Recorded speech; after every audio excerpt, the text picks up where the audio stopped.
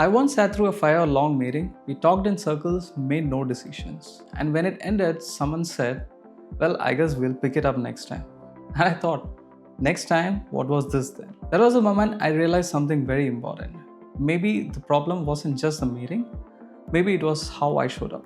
We all love to complain about meetings, telling that this could have been an email or a WhatsApp message. But if you're honest, some of us aren't exactly helping. Here's the truth I've learned over the years. A great meeting doesn't just depend on a good leader, it depends on everyone in the room. And yes, that includes you and me. Let's talk about what it really means to be a good meeting participant.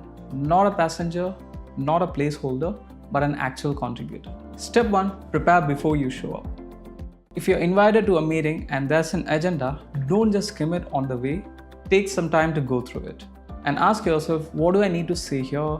What decisions are coming? What should I check beforehand? And if you want to raise a new topic, that's totally fine. Just don't drop it in the middle of the conversation or middle of the meeting. Bring it up before the meeting starts. So this little habit, it changes the entire energy of the conversation. Because prepared people make better meetings. Step 2, speak up early.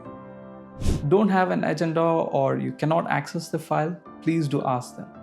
And if you need to stay away during the call or during the meeting, just let the organizer or someone who is in charge of the meeting know in advance. Silence doesn't keep the meeting clean, it actually creates confusion. I've seen people sit through entire meetings without the right context, only to say after that, "Oh, I didn't have the document," and they kind of apologize later. Step 3, be fully present.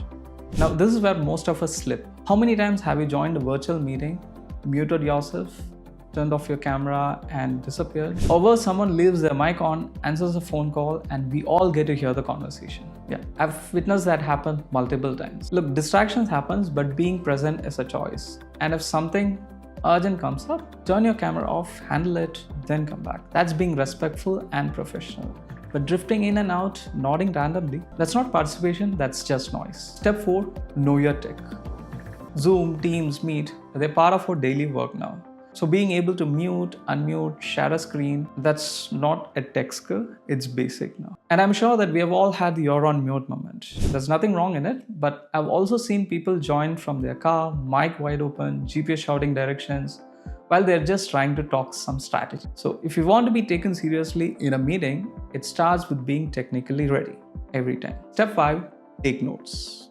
I know someone else is capturing the official notes, but still, take your own. Because meetings spark thoughts, they remind you of things, give you tasks. Sometimes they remind you even to buy some groceries. No regrets about it. The point is, when something pops up into your head, capture it and then refocus. Your notes are for your clarity and not just for record. Now, here's something to sit with. When leaders say we need to be back in the office, communication is better face to face.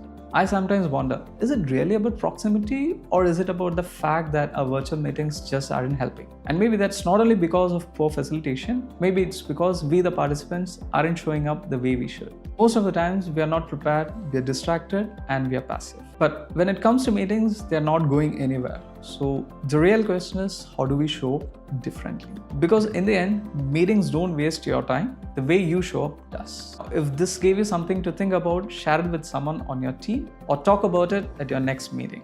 You might be surprised how much changes when you start owning our part in the room.